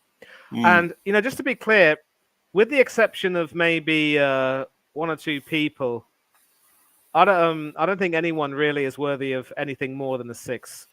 I mean, I'd be happy to give Bellingham a 7 for his opportunism and the fact that he really was outstanding, and the fact that he just tired a little bit afterwards. I mean, you can. It's as if he's being expected to do it all now, and that's my biggest fear. We're literally, riding on his coattails, and that's not what you would want to happen for your younger player. But Walker, as I said, I don't know whether I should give him a 6 or a 5. I thought he linked up well with Bukayo Saka, and certainly looked better. But the thing about Walker is that of late he started to be a little bit suspect defensively, and I just don't know if that's going to be a problem for him going forward. a problem for us as well. But I suppose I'd be generous and maybe give him a 6. Yeah. Again, I agree. You can't give him more than a 6, really. And of course, Declan Rice, your man from Arsenal. Do you think he was good? I mean, a lot of them are sort of been impressed with him. Did they overrate him a bit in this game? I mean, he was decent without being, brilliant, without being amazing. Yeah, well, like I said, the thing about Declan Rice is that, he is a fine player, but the problem is he gets really overworked the way things are going on right now. If you don't have another holding midfielder like a Henderson or a Calvin Phillips to balance things out, he's effectively expected to do a lot more of the dirty defensive work, and that can take its toll on him. He did have plenty of touches, but I just don't know if he was really at his, imperious best. And I suppose I can probably only give him no more than a 5, maybe. All right, not even a 6 for him this time. No, probably not, because we've seen him do a lot better. We've seen him do better. Right, yeah, and of course, Mr. Stones, and they only give him 3 out of 10, wasn't it? I think the French one. And I pretty much concur because I don't rate him. No, a lot of people laugh when I said I didn't rate him. But he has made a lot of mistakes. He was poor in this game. I think he gets covered well playing for City. We know all the likes of their great players they got at the back. Rodriguez and everything else they got there, and was it Diaz and Aki and whoever else, Akanji, whatever else they got there, Walker, of course, that can cover him when he makes these mistakes. And, I really do feel he's sort of overrated. I don't know if you agree with that, Manny, or not. Maybe you don't agree. Without Maguire, to partner him, he's like a duck out of water. And, if you separate one of the conjoined twins, if you get rid of one, you hurt the other. It's as simple as that. And I think he's feeling the effects of not having his old mate beside him. I think, having to partner with a much younger defender with whom he has hardly ever played for either club or country is hurting him a great deal. And there's a part of me that thinks that really Azri Konsa should come into consideration a lot more if Stones is still not quite able to really maintain his composure. I'm not going to give him a 3 because that would be very harsh. I'm tempted to give him maybe, I'd say 5? A 4 or a 5. 5. Yeah. Well, I'm pretty much agreeing with him, Manny, but then I don't like him, so I don't rate him. So then I will sort of agree more with him. But I mean, I'm nothing against him as a man, as a human being. It's as a player that I don't like. I see him, and he's not the greatest. I don't think. And somehow he seems to get in these teams. How he plays for Man City, how he played obviously for Everton. Yep. I don't know. It's just, so I mean, you can have the final say on this if you want to. I'm going to stick with 3. I know it seemed harsh, but I just feel that was the right mark. He was poor. How we didn't didn't cost us what he done. His mistakes, and they did come close. We know Serbia; they did have chances. Mitrovic, of course, had a good chance. It went just past the post. So, I'm sorry, Manny. I'm going to keep him with 3, the mark of 3, and that's it for me. Okay, your call. Everyone's. If you think that's harsh, feel free to leave a comment. Anyone, they don't agree with it. But that's my opinion on it, and I'm sticking with it. So, Mark Geehee, do you agree that he was pretty good? A lot of people have said he had a really good game here. He done fairly well. He probably did better than he did against Good. Iceland, I think. Do you think he's really great, though? As really great as people say? It's too early to judge him, though, you know. I mean, he's obviously got big shoes to fill, having to replace old Slabhead, as we call him. Yeah. And, yeah. you know, it's just, I don't know if it's necessarily come one tournament too soon, but I suppose he was decent, really. And yet, when you have a situation where your senior defensive teammate isn't exactly having a, isn't exactly covering himself with glory, you know, it can be difficult in a way. I'd be tempted maybe to give him something like a 6, and that would be, you know, giving him some credit in lieu of the fact that he didn't have it all easy against the Serbs. Yeah, I think I just about agree. Although I may have got one less with 5 myself, but I don't know. Yeah, I think I'll go 5. Do you mind that, Manny? Not a problem. I think he was decent without being, you know, impressive and without being amazing. You know. Yes. So I'll give him a 5. Similar to Rice, really. So yeah, and of course your star boy, Saka. I thought he was good at times. He done well out on the wing there.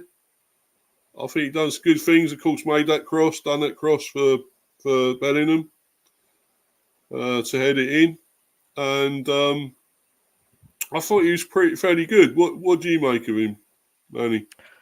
Yeah, the thing about Saka again is that, you know, he's also Jekyll and Hyde. He'll start a match really well, do a lot of really good things, but then he'll just tire as the game goes on. And you know, we need to make sure that we have him completely, you know, doing well and at his best. And if we can get him at his best, then, you know, that's always going to be a bonus. But more often than not, Steve, we just don't get him at his best. No. He starts really well and it all looks wonderful, but then, you know, he tires out a great deal and we have to replace him. And another issue that many of us fans have with him is that, you know, a little bit like Graham Chapman from Monty Python, he'll make one magnificent contribution and then do, you know, not very much afterwards. And that is something, obviously, that, you know, irks people because you want your players to have that level of intensity. But again, I really don't want to be too harsh on the lad. I think, you know, all said and done, he was probably one of our players who gave the team some impetus, as it were. Yeah. And I'd say maybe a 6 would do him good. But, you know, he's also one of those players who I think will have to really improve as the tournament goes on. Yeah, I think a 6 is about right there, Manny. Yeah, definitely. And Mr. Arnold, Alexander Arnold. What do you make of his performance? Excellent going forward in attack. Didn't exactly impress with the set pieces, but his passing is pretty good. However, playing him as a defensive midfielder is simply not an option. No. Again, I'd probably give him a 6, but he should be getting higher, but he won't get any higher than that because he also, you know, was guilty of giving the ball away a lot of times, and he really had to check himself there. Yeah. So we're giving him a 6, yeah? Yeah. All right. To be honest, though, I'm inclined to give him maybe a 5 or 4 because of his set pieces weren't great, and we know what he can produce. He's done a lot better with Liverpool. We know that he can do some great free kicks, corners, whatever, passes. I don't think he was quite at it for England with that. and especially that free kick in the second half where, you know, we was in front of goal there, and he had an ideal chance to have a go at goal, and he hit the wall. So for me, I'd say a 5, at least. You're you know. cool. You're cool. You're cool. I respect that. Right, and Mr. Harry Kane went missing for most of the game. Surprisingly. I mean, there's a lot of excuses here. They're saying, oh, these players aren't fit. They're getting up to speed. They've been ill. They've been this, they've been that. Are they real big excuses? I think they are. No. If they're not fit and not up to speed, then that's really the fault of the team management and also maybe in some cases the players themselves. How can you not be get yourself fit and up to speed as quickly as possible when you have a major tournament like this? Yeah. And as far as Harry Kane, clearly this was one game where Kane wasn't able. Yeah. I'd give him I'll give him a 5. Yeah, I pretty much agree, and that might be even a bit too much. I mean that one great header as well. That was well saved. It pushed onto the bar. But as you say, what else did he do? What else did he do in the game? Yep. Yeah. Well, actually, I'd give him a 4, Manny. Might seem a bit harsh, but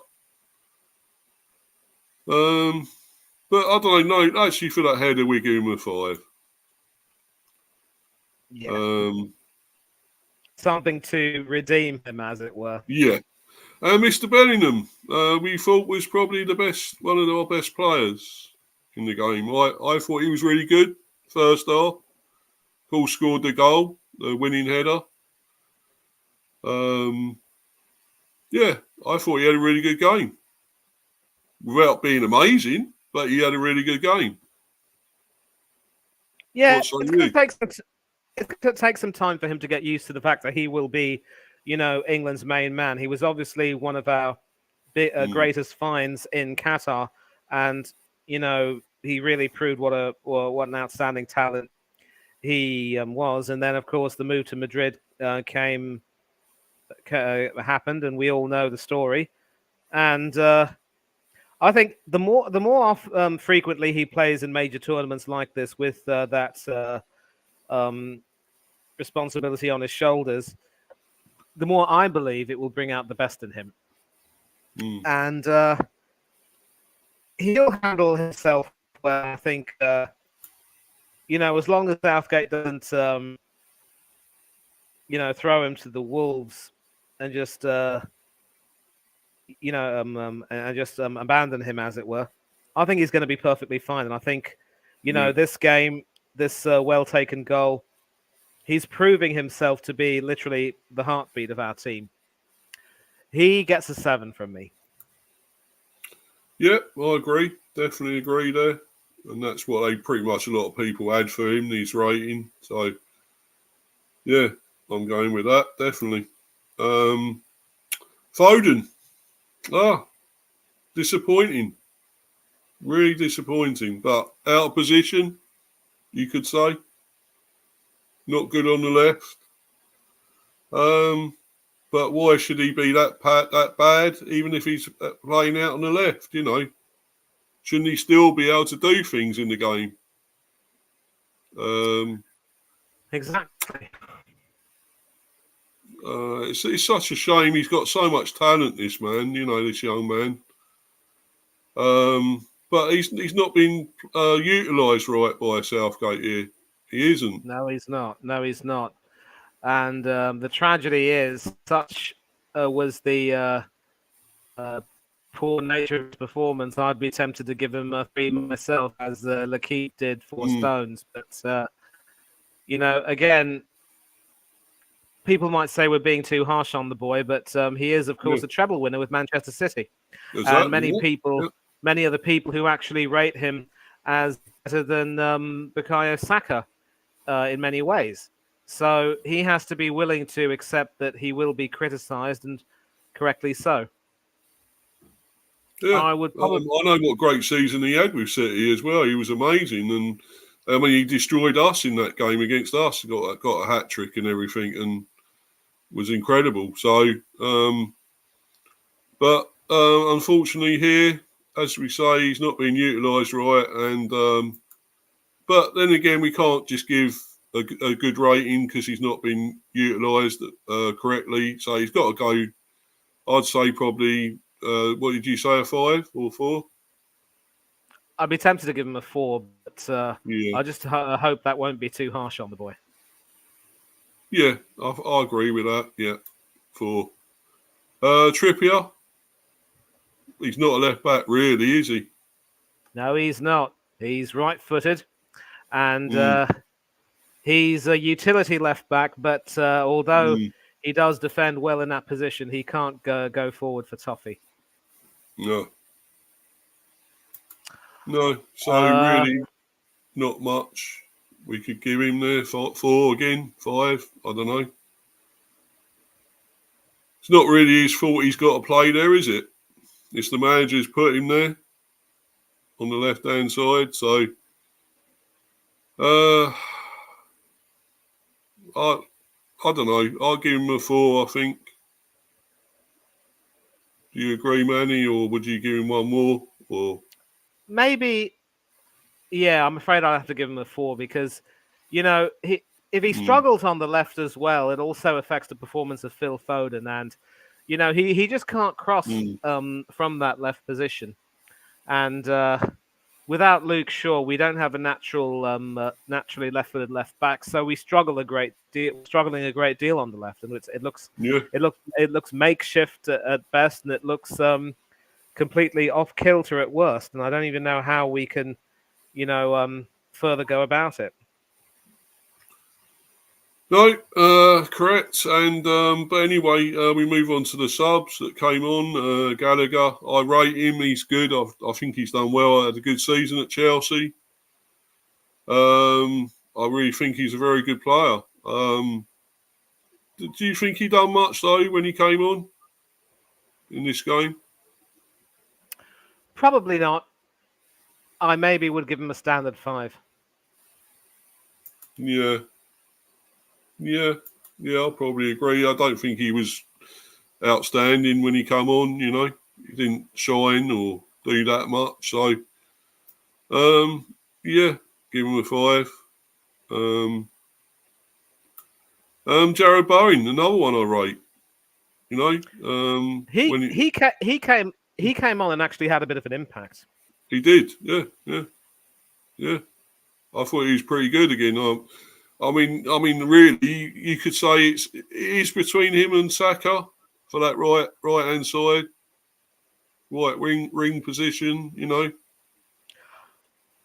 I really would like to see Phil Foden on the right and maybe Saka either given the rest or asked to play more on the left. But I just don't know if Southgate will see it that way. And Bowen is definitely an option if he can, come right in and do as well as he can. Yeah, as far as this substitute performance is concerned, I'd be happy to give him maybe a 6. Yeah, definitely. Yeah, I think he deserved that. I think he was fairly good when he came on. No one that terrorised us, of course, got a hat trick against us. Great super smashing Bowen was against us, so hit the bullseye a lot. But yeah, so and we move on to Oris, man, Kobe Mainu. He didn't really have a chance to do much, I don't think, when he came on. Yeah. And that's the worst part. I mean, you bring him on so late. What can he possibly do?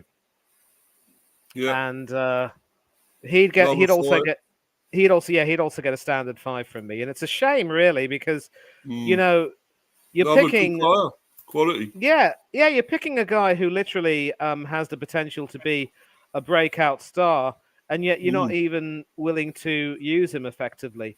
It almost reminds me of when we picked a 16-year-old Theo Walcott to travel with us to the the World Cup in Germany. 2004? At 2006, and he effectively was little more than a glorified tourist, quite frankly. Definitely, yeah. Yeah, so I guess a standard 5, as you say. Yeah. It's such a shame because I think he's got a lot of talent, this young man. So, but he's got to play more, and he's not. How can you give him that little short amount of time for him to do anything?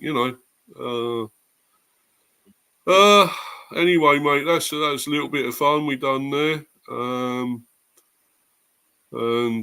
So yeah, give them our own marks, and not that it mattered much, but we won. I mean, it's a win. I suppose that's what you can just say at the end of this. It's a win.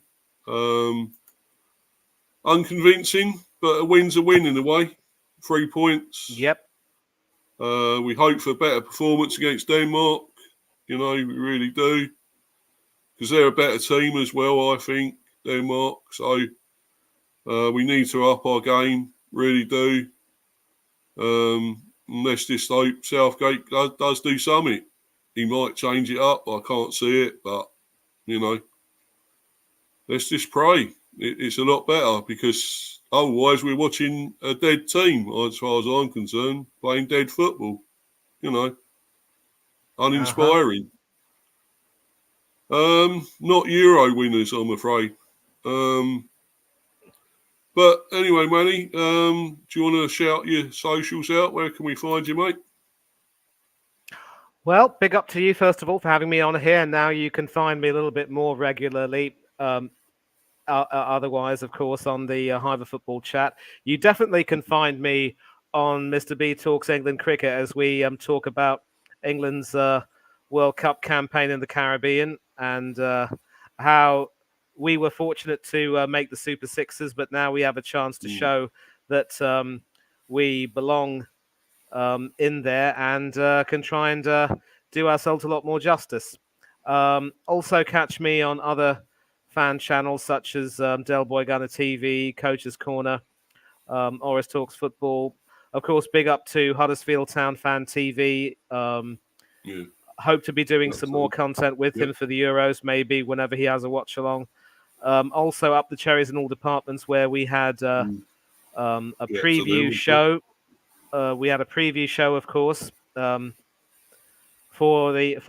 England's Euros campaign, and we had a right debate on whether or not Southgate is the right man and whether or not he's made the right decisions. We all know what the decision was, the answer was. Yeah. Also, several other channels that I can't really name at present, but all very important to me.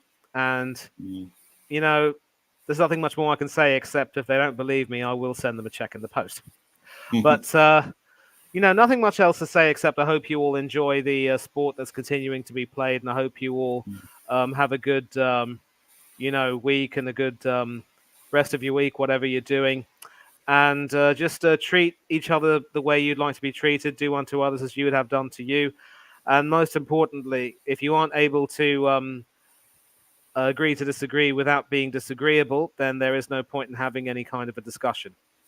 So, without further ado, thanks very much again, Mr. B, for having me on. It's been an absolute pleasure. Really glad that I was able to come on and speak to you about this. And hopefully our next matches will bring us better fortune, certainly better fortune than what the Ukraine had today. I have to bring that up, I'm afraid. And of course, as usual, don't do anything that Mr. B or I wouldn't do. But as always, farewell to thee. Goodbye and God bless to all of you. And we are out. Yeah, once again, I agree with everything there you say, Manny. It's well said as usual, and brilliant. And you, as I say, you're always welcome. It's a pleasure having you on, mate, all the time. You're very insightful. You're very knowledgeable with everything. You're sporting and everything. Well educated man, as we all know, and better than me. I try. I wish I had that education that you had, and I would have, probably would have done better than I have. But I'll tell you what. It's not so much the education. you get, but what you're able to do with it, and also how you're able to survive in this world. And people may not, just because people may not be as educated as the next person, they are not stupid by any means, because how people are able to survive on a day-to-day basis is something they have to think about almost every day, and that makes them quite smart indeed. So never ever judge anyone just because they may not have what you have. No, mate, that's true. I agree. And I've got some knowledge. I've got to say I have. Yes, I do know a bit. So, yes, it does help. But anyway, as I say, I'm doing the watch along for the Portugal game tomorrow, which will be 8:00. So I'm actually doing a watch along there, Portugal and Czech Republic. So it should be a good game, we hope. Mr. Ronaldo, I'm sure, will be playing in that, and Fernandes and all that will be playing. So should be pretty good. All the games have been really good. Actually, the one was just on, looked quite good, and Romania won 3-0 against Ukraine. Bit of a shock, you could say, but maybe Romania are ones to look out for now. Maybe they're dark horses, So, but yeah, there's plenty coming up. We got all this, obviously, the Euros, plenty of that, matches every day, at least 3 matches a day. And of course, the cricket, that's still going on, that T20 World Cup. And I'll be doing like maybe reviews and stuff, or even a watch along at some stage, maybe for the England, one of them games, or 1 or 2 of those games at least, that are coming up. That one against the West Indies should be a tasty one. I may do a watch along there. If it goes ahead, we hope, no rain. Please stay away. No more rain in the West Indies, please. Let's get our games going ahead. And all the games, in fact, it's good to see all the games going ahead without being rain affected. I didn't actually know what happened. Did Bangladesh and that play last night, I believe, didn't they? And I don't know. They did, and I can tell you right now that Bangladesh secured their spot in the group stages. They beat that's Nepal. what I said, really. Yeah, they were actually bowled out fairly cheaply, but they defended their total very well, and so the Netherlands could have beaten Sri Lanka, but they ended up losing. So it's India, Australia, Afghanistan, and Bangladesh in one group, and England, the USA, South Africa, and the West Indies in the other one. Yeah, should be some good games there. Really good games. Looking forward to all that, really. And of course, it starts on Wednesday. This is Wednesday, isn't it? The Super 8. So, all kicking off then on the 19th. So, everyone watch out for that. And, definitely will be a lot of content for that, reviews and everything, and watch-alongs, hopefully we can do in between the football games as well. So much going on, but it's great. It's good to have all this, and anyway, thanks to everyone that's been in the live chat. This has gone on a while, this stream. I didn't want to do it this long, but thanks anyway. Thanks to everyone, and it started a bit late, and I apologise to everyone. It started late again. But anyway, everyone that was in the live chat, brilliant. And everyone that's been watching or watching on playback, thanks again. Brilliant. All your support is always welcome. As I say, follow me down there, Mr. B, Mr. B for Life 182. And Mr. B Talks England Cricket and Mr. B However Football Chat. Obviously, both my channels. So keep them going up with the subs, keep subbing and smashing the likes and everything, guys. It's brilliant, and once again, thanks to my guest, Manny. You're always welcome. Absolute pleasure having you on, my friend. And but without further ado, we are gone. We are out of here, people. Goodbye. Bye.